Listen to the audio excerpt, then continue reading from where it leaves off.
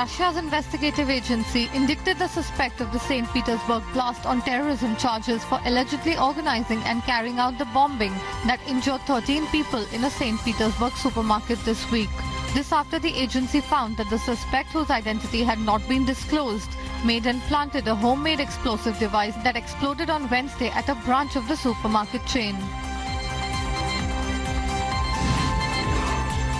Iran warned protesters with a crackdown against them as they pose one of the biggest challenges to the government and clerical leadership since the revolution in 1979. This after thousands of Iranians protested across the country against the Islamic Republic's unelected elite and the Iranian foreign policy in the region. According to Iranian media sources, the government is all set to temporarily restrict access to some social media and messaging apps to control protests in the country. This after the government warned of a crackdown on any demonstrator or protester, fearing fear of unrest. Sources suggest that keeping in mind the higher security level, the government has decided to restrict access to messaging apps and Instagram.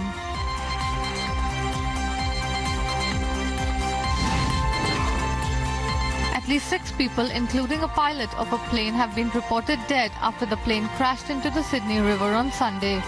The cause of the crash has not been ascertained, nor have the identities of the passengers. The police has ordered an investigation into the accident, which took place during the busiest day of the year.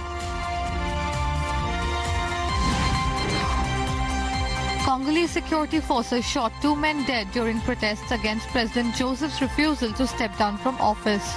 This after the Catholic activists called for protests after Sunday Mass, 1 year after the president committed to holding election to choose his successor by the end of 2017, which is a promise that has now been delayed by another year until December 2018, which fueled suspicions against his intention. Ukrainian police freed the remaining hostages being held in a post office by a man believed to be strapped with explosives and arrested the hostage taker after an hour-long standoff.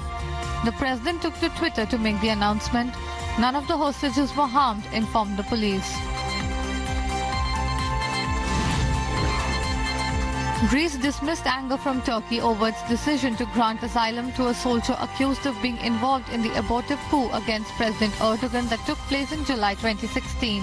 Turkey said that the decision by the Greek Asylum Board undermined relations between the two countries, and the soldier currently in Greece is one of the 8 who fled Turkey after the coup attempt. Turkey also accused Athens of harboring what it termed coup plotters, which is a charge that was denied by Greece. Britain may impose new taxes on tech giants such as Google and Facebook unless they do more to combat online extremism and take down material aimed at radicalizing people. UK Security Minister Ben Wallace accused tech firms of being happy to sell people's data but not give it to the government, which was being forced to spend vast sums for de-radicalization programs, surveillance and other counter-terrorism measures.